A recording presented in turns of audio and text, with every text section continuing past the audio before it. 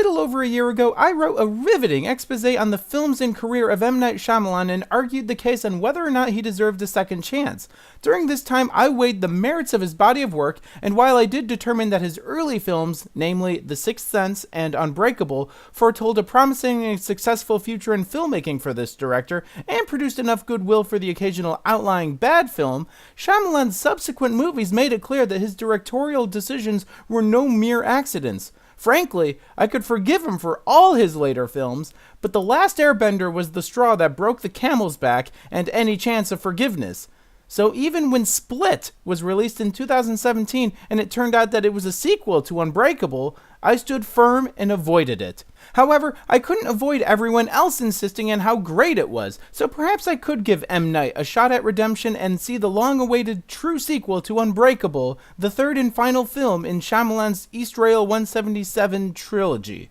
So the moment's here. Glass is in theaters, and I've broken my Shyamalan boycott and come before you today to declare he burned me again. Simply amazing. I didn't realize that Shyamalan was doing a 19-year-old long con. He took advantage of the populace's strong desire for an Unbreakable sequel and the current superhero craze and Shyamalan'd all over Glass.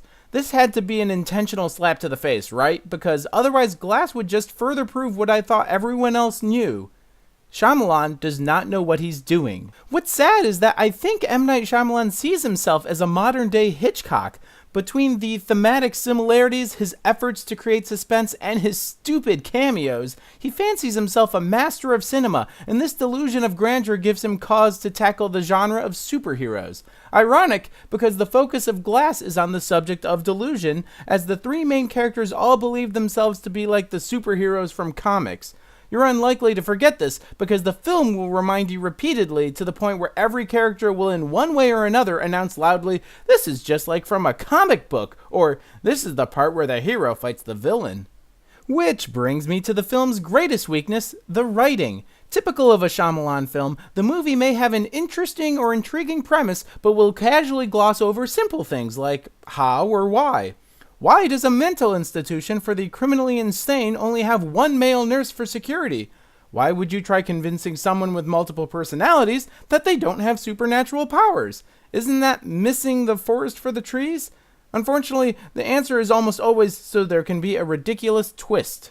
Which leads me to my final point. Shyamalan's inability to refrain from throwing a stupid twist into his movies. If you were harboring concerns about this very issue, don't fret, because Glass has got 2 twists. That's twice the stupid for the price of 1. Thanks, M.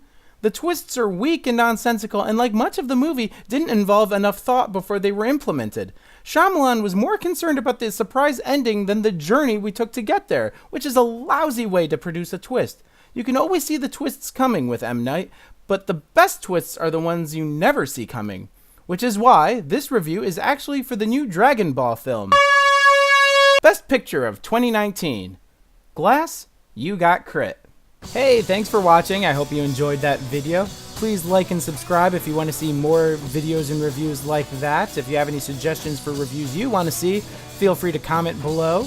You can also follow me at YouGotCrit.tumblr.com if you want to see some older reviews and some cartoons of my own design. And thanks again.